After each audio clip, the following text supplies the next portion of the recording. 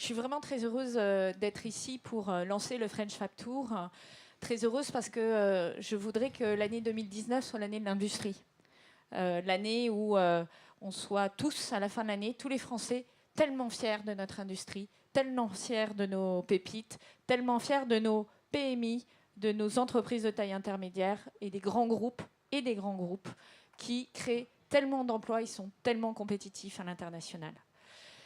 Alors, je vais saluer tout le monde. On a parlé du rôle de la région, du rôle du département, de la BPI, du rôle de la Caisse des dépôts, du rôle des agglomérations. Nous sommes tous main dans la main pour accompagner les entrepreneurs que vous êtes, pour accompagner aussi l'éducation nationale, parce qu'il y a du mouvement aussi à faire dans cette direction pour rendre plus visibles les métiers de l'industrie et pour construire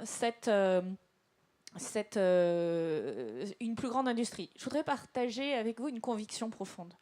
On est dans un temps de doute, ça ne vous aura pas complètement échappé. On est dans un temps de doute qui est lié à un chômage de masse et à un sentiment de déclassement et de déclassement aussi des territoires. Et moi, ma conviction, c'est que l'industrie, c'est quand même une des clés pour répondre à ce moment de doute. Une des clés, parce que les emplois qui sont créés par l'industrie sont des emplois qui créent d'autres emplois, des emplois indirects, suivant les industries, de 3 à 4 emplois créés pour un emploi industriel.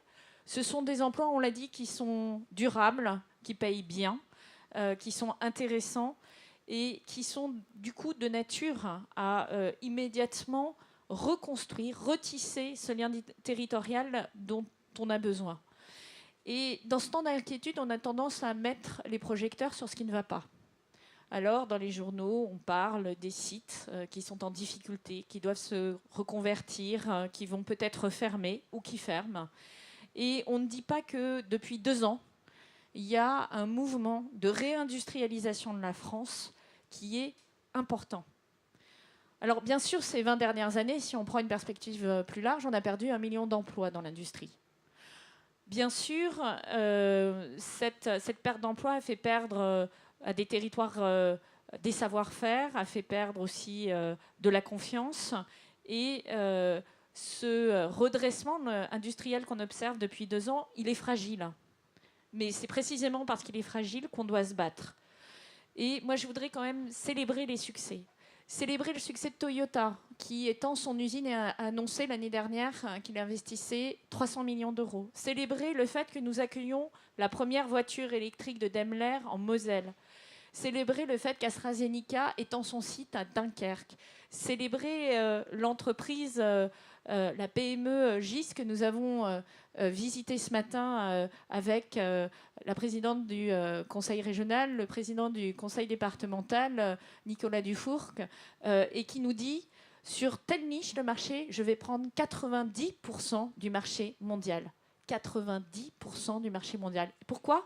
Parce que j'innove continuellement. J'ai 14% de mon chiffre d'affaires qui est consacré à la recherche et au développement. Et cette industrie-là, ces savoir-faire-là, elle est capable de conquérir le monde, à condition qu'on travaille tous ensemble. Pourquoi l'industrie s'est redressée ces 2 dernières années ? Plusieurs raisons quand même, ce n'est pas complètement le fait du hasard. Une politique ambitieuse pour restaurer la compétitivité des entreprises, la baisse des charges sociales pour les salariés et pour les employeurs. Alors, elle n'est pas partout, on peut toujours améliorer, mais ce mouvement-là est entamé et il fait que pour la première fois depuis longtemps, le coût du travail en France est devenu inférieur au coût du travail en Allemagne. Vous imaginez bien que lorsqu'on est dans la compétition mondiale pour accueillir des investisseurs, si on est moins bon que les Allemands compte tenu de leur réputation en matière industrielle, c'est difficile de lutter. Et vous imaginez bien aussi que les Italiens et les Espagnols sont beaucoup plus compétitifs que nous. Deuxième élément, on a réaligné la fiscalité du capital sur nos grands compétiteurs européens. On a réaligné, pas de cadeau particulier, c'est juste se mettre à niveau des autres. On a maintenu notre politique dans l'innovation, notamment au travers du crédit d'impôt recherche, qui est un dispositif que nous envient beaucoup d'industries européennes pour le coup. Et ça, il faut le sanctuariser, le protéger, le faire grandir. C'est un bien extrêmement précieux. Et puis, avec le Conseil national de l'industrie que nous avons réactivé. Nous avons travaillé sur 16 filières. Je cherche Philippe Varin-Desieux, voilà, le vice-président du Conseil. Et grâce à lui, grâce à l'engagement de l'ensemble des entrepreneurs, nous allons, d'ici le début du mois de février, déjà signer 12 contrats de filière. Alors c'est quoi ces contrats de filière? C'est des projets ultra concrets. C'est comment accélérer les PME dans chacune des filières et les faire passer au stade des ETI. Et grâce à BPI, on a des accélérateurs de PME, filière par filière. C'est mettre en place des plateformes numériques qui profitent à tous les acteurs d'une filière. Je vous donne un exemple. Dans l'agroalimentaire, avoir une plateforme numérique qui permet de tracer l'ensemble des produits de l'agroalimentaire, c'est plus de confiance pour le consommateur, savoir exactement ce qu'il y a dans le produit. Et c'est la meilleure façon de se protéger des importations qui ne respecteraient pas nos valeurs en matière agroalimentaire. Valeurs de nourriture saine, de nourriture traçable, etc. C'est accompagner les entreprises à l'international. C'est mettre ensemble nos moyens dans l'innovation plutôt que de les disperser entre les différentes entreprises pour des innovations de transformation du futur. On en a beaucoup d'exemples. Et puis le dernier élément, c'est travailler sur les compétences. Vous l'avez dit, plusieurs d'entre vous, l'industrie recrute et on n'a pas les compétences aujourd'hui pour répondre à ce besoin. C'est inimaginable. C'est scandaleux. Et aujourd'hui, on doit non seulement recruter des ingénieurs et des data scientists, mais on doit aussi recruter des chaudronniers, des soudeurs, des techniciens de production. C'est tous ces métiers-là qui sont présents sur l'ensemble de la formation et de la chaîne de valeur, je dirais, des compétences, qui sont à pourvoir. Et il faut vraiment, et c'est je pense, un combat qu'on mène avec Muriel Pénicaud, avec Jean-Michel Blanquer, alors là, main dans la main, pour monter. C'est ça le sens de la transformation de notre économie aujourd'hui. C'est ça qui redonnera de l'avenir à nos métiers. C'est ça qui fera que les gens qui seront formés et qui sauront faire évoluer leurs compétences dans le temps, dans 40 ans, dans 50 ans, auront créé beaucoup de richesses et auront créé beaucoup d'emplois pour notre pays. Comment on peut poursuivre en 2019? Je crois qu'il faut répondre aux grands enjeux de l'industrie. Encore une fois, le combat, il est loin d'être gagné. Il y a l'enjeu des compétences, j'en ai parlé, il est majeur. Il y a l'enjeu de l'image de l'industrie. L'image de l'industrie en France, c'est tout le sens de ce French Fab Tour pour montrer la réalité de l'industrie sur notre territoire. Oui, l'industrie participe à la transition écologique et énergétique. Elle y participe d'autant plus que c'est elle qui invente les solutions de demain. Oui, l'industrie crée de la valeur. Oui, les grands groupes créent de l'emploi en France. Leur hobby n'est pas de restructurer leurs unités, mais l'industrie, c'est aussi un organisme vivant où on crée et où on fait évoluer la base de production. Il y a deuxième enjeu, dans l'image de l'industrie, il y a aussi montrer, ouvrir les usines. Et moi, je vous invite collectivement à la semaine de l'industrie qui se déroulera fin mars, du 18 au 24 mars pour le moment, on est en train de préciser les dates, et où, avec France Industrie, avec l'Alliance de l'industrie du futur, avec la BPI, avec Business France, avec en fait tous les acteurs qui accompagnent le monde entrepreneurial, on va ouvrir les usines, les sites de production aux Français. On doit avoir une grande fierté. C'est une grande fierté de visiter ces sites. C'est le complément de la French Fab. La French Fab, elle vous amène l'industrie près de chez vous et après, on fait l'opération retour. Venez dans les sites visiter des vraies lignes de production que vous avez vues en images virtuelles pendant la French Fab. Et puis, redorer l'image de l'industrie, c'est le faire à l'international. C'est l'enjeu de Choose France la semaine prochaine. Nous sommes aujourd'hui le premier pays en Europe en matière d'investissement étranger, et ce depuis 2 ans, factuellement. Choose France la semaine prochaine, on va réunir beaucoup de chefs d'entreprise qui viendront du monde entier et nous allons leur présenter les atouts de la France. Et les atouts de la France, c'est de l'innovation, de la recherche, une main-d'œuvre qui est quand même bien formée, des ingénieurs, un coût d'énergie qui est décarboné quasiment à 100%, ce qui est exceptionnel dans le monde et qui va nous donner un avantage compétitif dans les années qui viennent, majeur plus faible que chez nos compétiteurs. C'est des infrastructures de réseau exceptionnelles lorsqu'on les compare, parce que quand on se regarde, parfois on se désole, mais quand on se compare, on a toutes les raisons de se consoler. Et c'est tout ça que nous allons présenter à nos patrons étrangers, et il faut le faire. Et pourquoi on s'appelle French Fab ? Pas parce que ça fait mode ou c'est chic, mais parce que quand vous partez à l'international, eh ben, il faut se mettre à la portée des gens avec qui on communique. Et on communique en anglais, d'ailleurs pas forcément dans un très bel anglais, mais ce n'est pas très grave. L'important, c'est de se comprendre et c'est de porter haut les couleurs de l'industrie française. Et cette initiative du coq bleu, on va la porter sous une seule bannière à Hanovre en avril, tous ensemble sous la même bannière.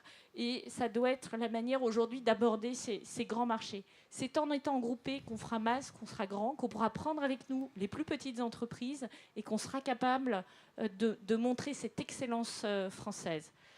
Le troisième enjeu, c'est la modernisation de notre appareil productif. Parce qu'il y a les très bons, j'en ai beaucoup parlé, mais il y a un petit peu de retard encore et il faut qu'on change de niveau. Aujourd'hui, en nombre de robots, on est non seulement en retard par rapport à l'Allemagne, on en a 2 fois moins, mais on est en retard par rapport à l'Italie. Donc ça montre bien qu'on a quand même un petit peu de chemin. Pour ça, on lance 10 000 diagnostics dans les PME, parce qu'on sait que ce n'est pas si facile que ça de s'équiper. Robotisation, mais également machine à commande numérique. Tout n'est pas du robot, fort heureusement. Machine à commande numérique, fabrication additive, tous ces leviers-là qui peuvent nous rendre plus compétitifs, qui créent de l'emploi, hein, parce que le robot, il ne marche pas tout seul, en fait. Mais ça crée de l'emploi à valeur ajoutée, ça crée de l'emploi où on fait fonctionner son cerveau de manière intéressante, où on est créatif. Donc ça crée de l'emploi intéressant, en réalité.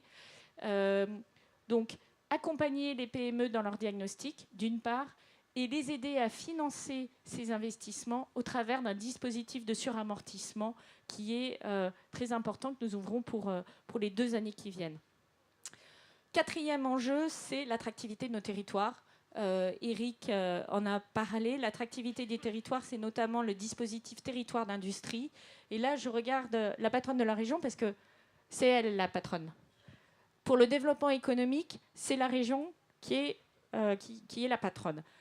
Derrière, à nous, l'État, de lui mettre à disposition toute la boîte à outils et de faire en sorte que ça se passe bien, qu'il ait les crédits dans les temps, rapidement, que les difficultés réglementaires puissent être ponctuellement levées pour qu'on regarde en expérimentation si finalement, pour tel projet, on ne peut pas un petit peu adapter la réglementation. C'est le dispositif France Expérimentation.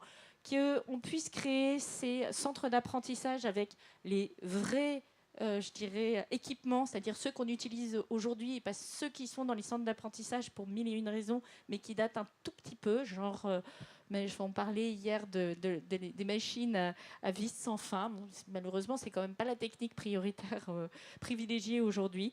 Donc, il faut monter des CFA à niveau, et pour ça, il faut s'appuyer sur les entreprises. Donc, beaucoup de travail, mais je pense que l'enjeu, c'est de ne pas en faire un dispositif administratif avec zonage, etc. Non, c'est d'être agile. Ces territoires, il y en a une liste. Cette liste, elle n'est pas fermée. Ce sont les plus dynamiques des entrepreneurs et des agglomérations qui proposeront des projets aux régions, et à nous de faire en sorte que ces régions ils sortent vite. On les adapte, on les améliore. La première fois, ça sera un petit projet, et puis on rajoutera des choses, parce que c'est comme ça qu'on développe l'industrie. Cinquième enjeu, c'est l'Europe. Je le dis parce qu'il va quand même se passer quelque chose au mois de mai. Et je pense qu'il est absolument invraisemblable de penser que dans la compétition mondiale aujourd'hui, où on est coincé entre la Chine et les États-Unis, qui déploient une agressivité, je dirais quasiment commerciale au niveau de l'État pour attirer des industries chez eux, qu'avec nos petits muscles, du haut de nos 68 millions d'habitants, nous allons tout seuls faire la bataille. Ce n'est pas vrai. Par contre, quand on joue à 500 millions d'habitants, quand on joue avec les grands groupes que nous avons en Europe, quand on joue avec les savoir-faire que nous avons en Europe, alors là, on peut effectivement, très sincèrement, tenir et gagner la bataille par rapport aux grands compétiteurs dans le monde. Et c'est cette Europe-là qu'il faut construire. Alors, bien sûr, il y a des voies d'amélioration et on a plein de propositions. On a réuni avec Bruno Le Maire le 18 décembre dernier l'ensemble des pays, des délégations de l'Union européenne. Plus d'une dizaine de ministres sont venus et nous avons signé avec les entreprises une déclaration des Amis de l'Industrie qui propose de construire une politique industrielle plus pugnace, plus ouverte aussi sur la réalité de la compétition mondiale. On a plein de propositions pour devenir très bon et on commence par un projet par deux projets d'ailleurs qui sont très concrets aussi. Le plan Nano 2022 qui va nous permettre d'investir en France 1 milliard d'euros sur les nanotechnologies. Donc, vous avez le stand de ST Micro, vous pouvez leur demander tous les détails parce que vous voyez le résultat du précédent plan de 2017 et comment ils ont passé un cap de compétitivité. 2022, c'est la même chose pour encore accélérer. Et nous faisons la même chose dans la batterie électrique. Alors, la batterie électrique, tout le monde sait qu'aujourd'hui, dans les voitures, elles sont fabriquées essentiellement en Chine. Pas que, elles sont aussi fabriquées en Corée et au Japon.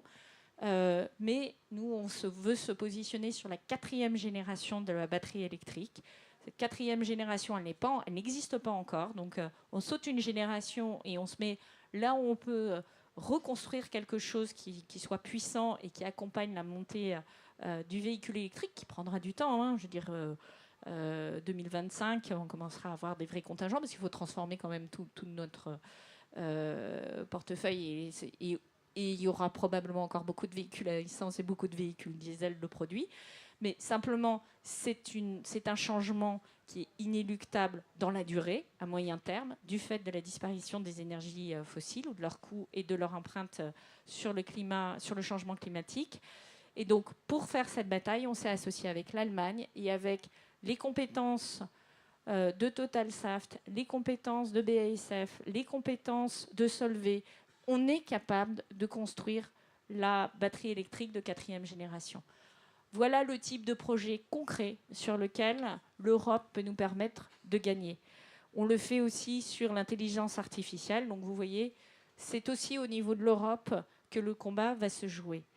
En conclusion, je voudrais dire un mot sur le rôle sociétal des entreprises, de l'industrie évidemment, mais des entreprises en général. Parfois, lorsqu'on écoute un petit peu on entend dire des cadeaux à l'industrie, comme si des cadeaux aux entreprises, comme si les entreprises étaient des personnes. Mais les entreprises, ce n'est jamais que des humains qui ont créé un projet ensemble. Et lorsque on travaille dans les entreprises et pour les entreprises, l'enjeu, c'est de travailler pour les salariés, c'est de travailler pour l'avenir, c'est de travailler pour créer de la richesse ensemble. Et je pense que les entreprises ont tout leur rôle pour le coup, les entrepreneurs, les salariés, les opérateurs, les chefs d'équipe à participer au grand débat national. Parce qu'elles ont des choses à dire.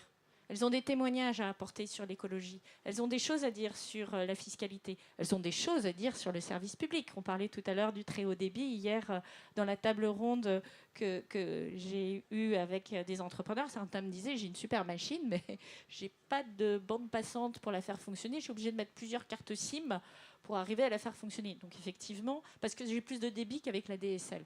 Bon. Donc on voit bien qu'il y a des vrais choix d'investissement à faire collectivement. Donc vraiment, je vous invite à participer à ce grand débat, à faire valoir ce qui est important, comment on construit la richesse dans ce pays. Mais également, la question que je pose, c'est qu'est-ce que vous pouvez faire pour nous? Qu'est-ce que vous pouvez faire pour les Français? Qu'est-ce que vous pouvez faire pour vos territoires? On a besoin aujourd'hui d'un capitalisme qui soit plus inclusif. Aujourd'hui, vous, entrepreneurs, vous pouvez apporter énormément, changer le destin de personnes. On le voit aujourd'hui sur ces stands, en proposant des stages de 3e aux collégiens qui n'ont pas forcément du réseau familial et qui, vous disiez, mademoiselle, et franchement, votre témoignage était très convaincant, excellent, bravo, dans votre famille, l'industrie, ce n'était pas le métier privilégié, et pourtant vous y êtes venu.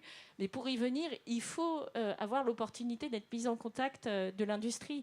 L'apprentissage, l'alternance, il faut faire plus d'alternance et plus d'apprentissage. Faire venir plus les femmes, je suis désolée, moi je reste... Alors là, il y a quand même quelques femmes, mais il y a quand même un déséquilibre assez massif entre de genre dans les usines et dans les entreprises. Et je vois Sarah qui sourit. Donc, faire venir plus de femmes, faire venir des handicapés. Et comme le dit Muriel Pénicaud, on a un problème de recrutement et de compétences. Mais si on élargit le vivier, on aura peut-être moins de problèmes de recrutement et de compétences. Donc ça va dans les deux sens.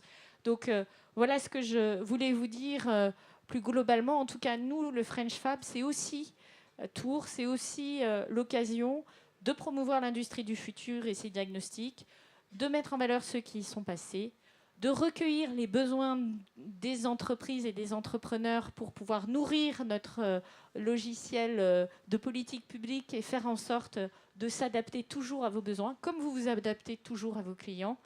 Et dernièrement, et last but not least, comme on dit, de recueillir tout ce que vous pouvez faire pour vous engager au service des territoires et au service des Français. Je vous remercie. Merci.